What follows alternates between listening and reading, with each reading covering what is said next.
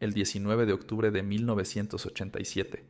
El mercado bursátil estadounidense perdió el 22% de su valor en un solo día. Fue el peor crash en la historia moderna. Los analistas lo llamaron el lunes negro.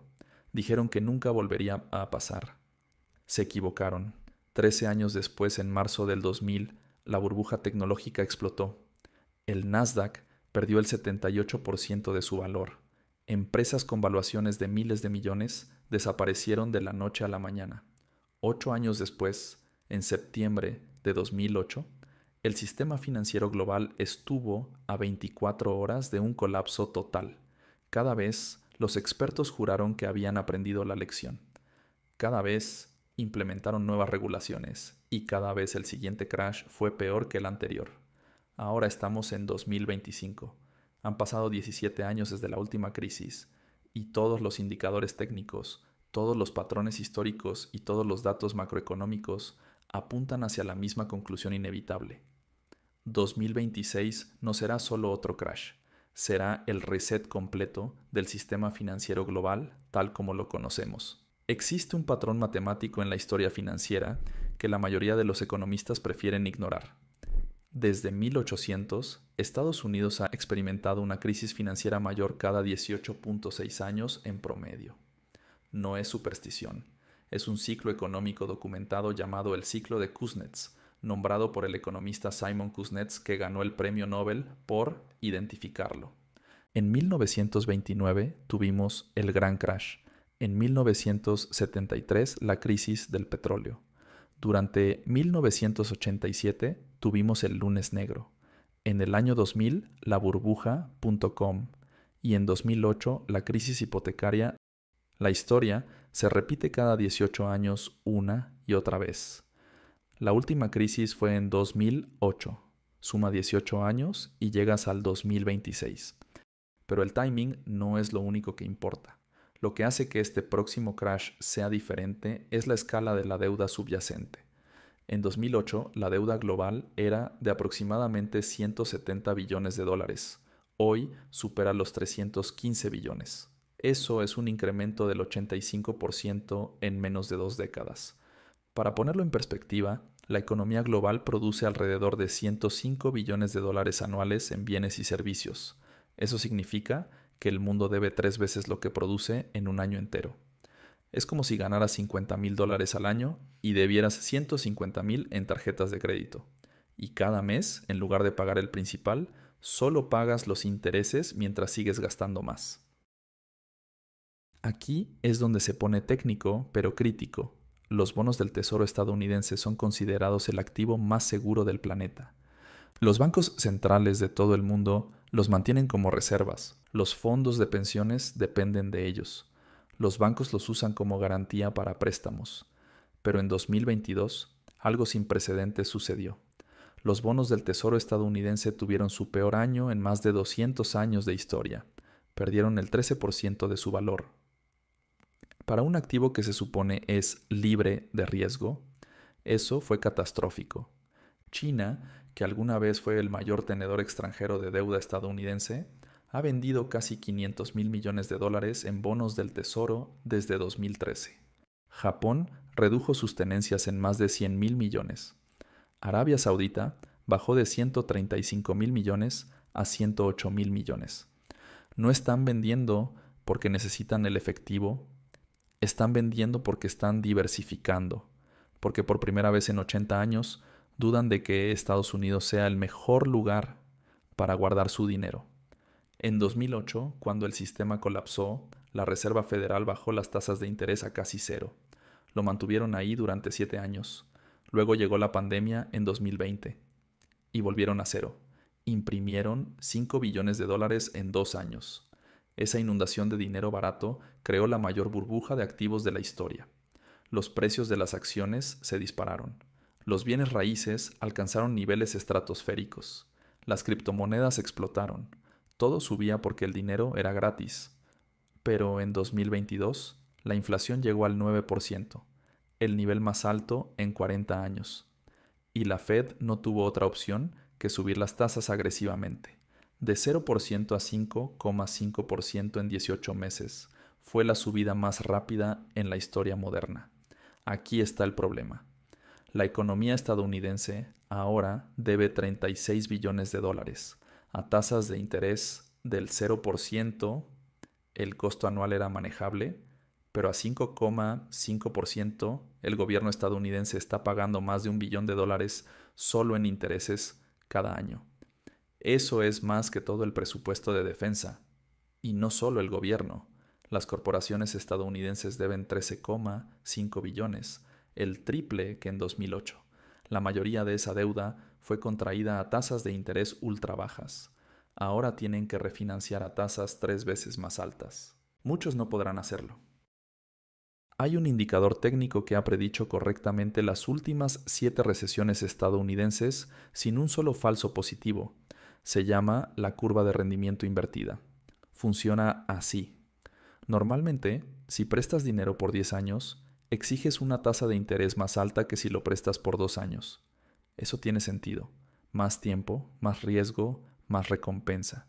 Pero cuando los inversionistas creen que viene una recesión, hacen lo contrario.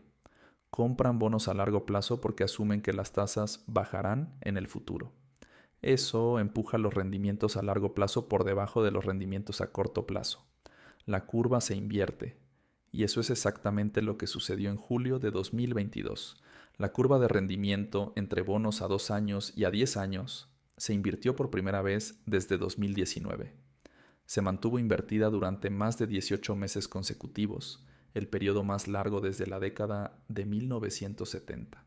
Históricamente, cuando la curva se invierte, una recesión llega entre 12 y 24 meses después, suma 18 meses a julio de 2022. Llegas a enero de 2024. Suma otros 12 meses de retraso. Llegas a 2025 a 2026. Warren Buffett tiene un indicador favorito para medir si el mercado bursátil está sobrevalorado. Se llama el ratio de Buffett. Es simple. Tomas el valor total del mercado bursátil y lo divides entre el PIB de la economía.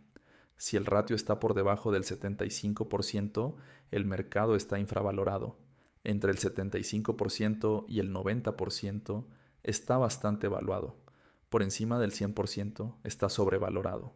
Por encima del 130% está en territorio de burbuja peligrosa.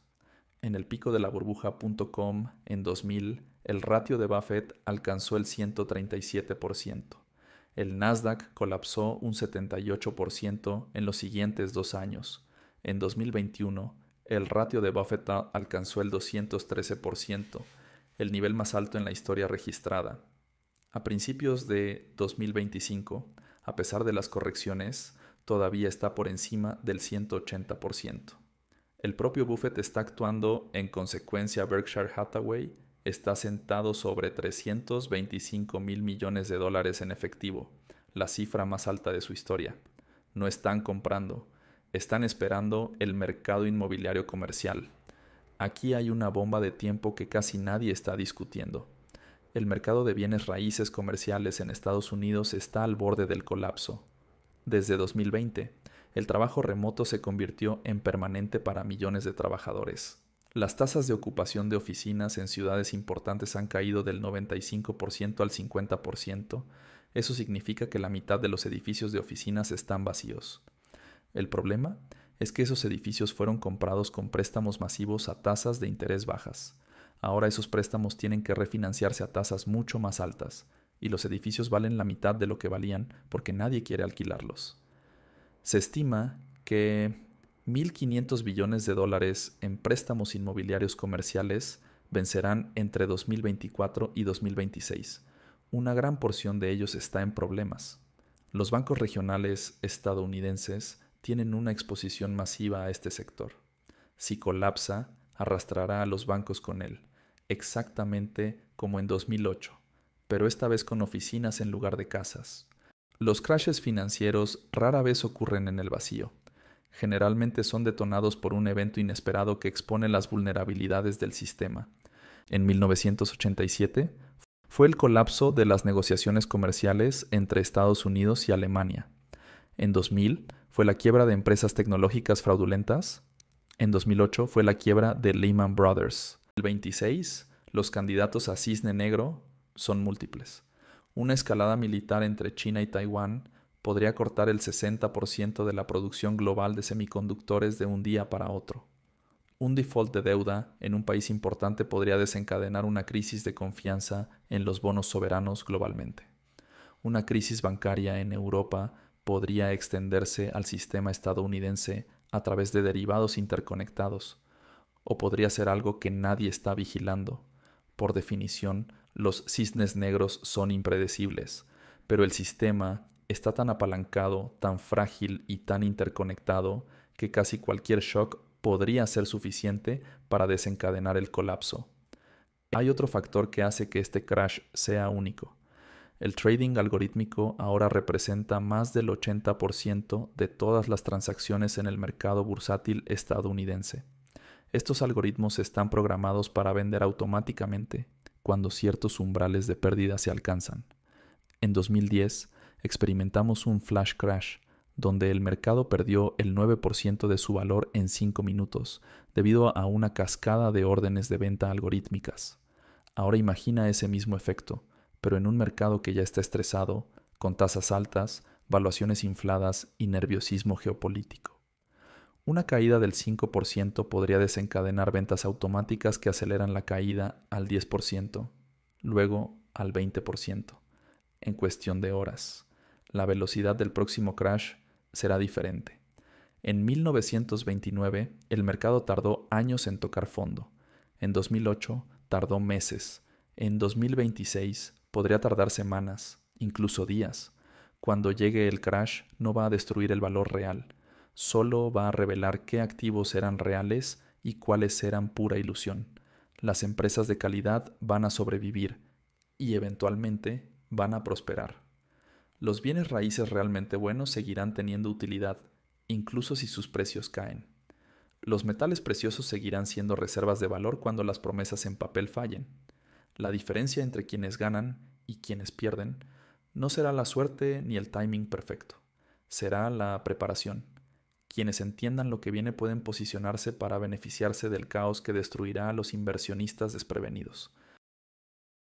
Primero, en medio de un crash, el efectivo se convierte en el activo más valioso, no porque el papel tenga valor intrínseco, sino porque tiene opcionalidad. Puedes esperar, puedes negociar, puedes comprar cuando otros se ven forzados a vender.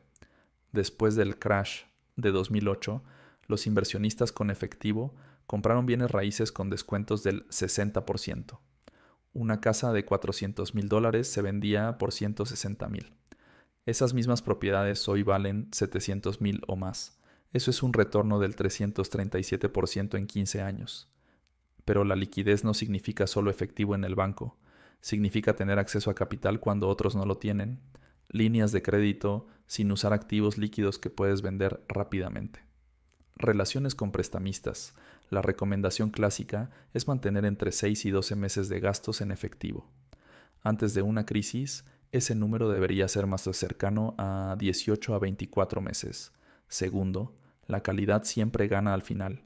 Empresas con balances sólidos, ganancias consistentes y productos o servicios esenciales no solo sobreviven a los crashes, sino que suelen salir fortalecidas.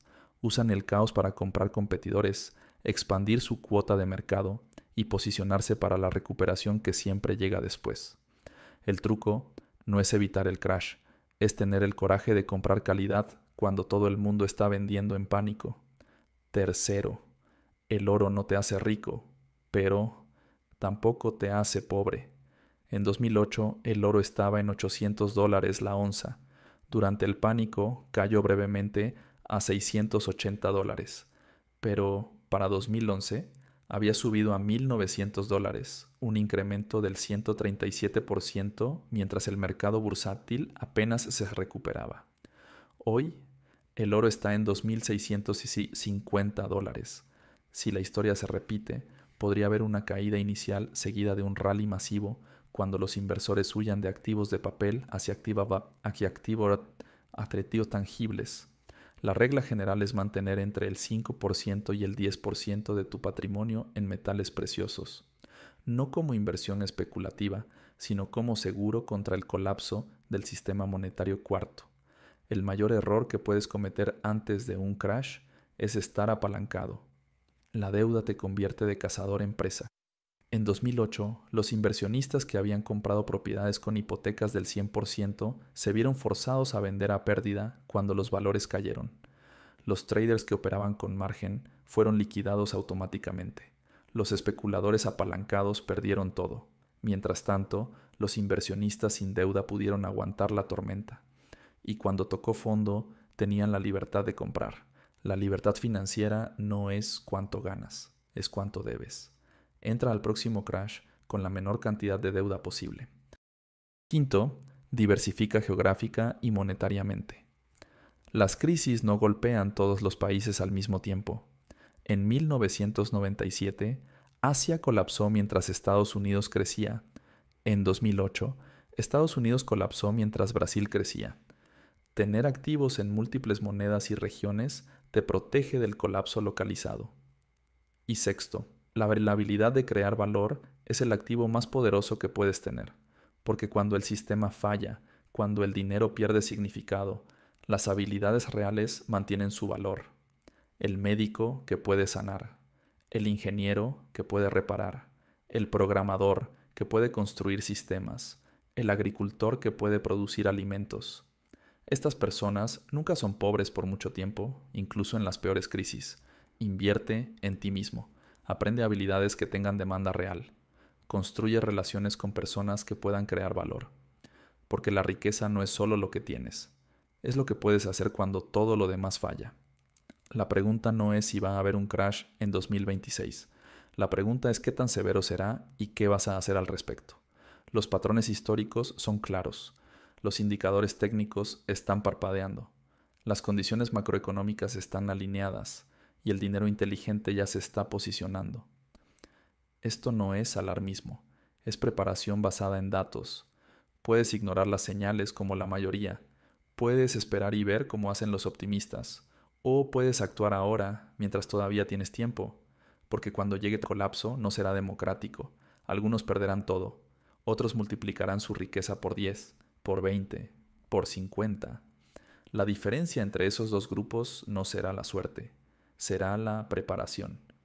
Si quieres entender qué hacer cuando llegue el momento, suscríbete, porque este es solo el principio de la historia. Y cuando 2026 llegue, querrás saber exactamente qué pasos tomar para estar del lado correcto de la mayor transferencia de riqueza de la historia moderna.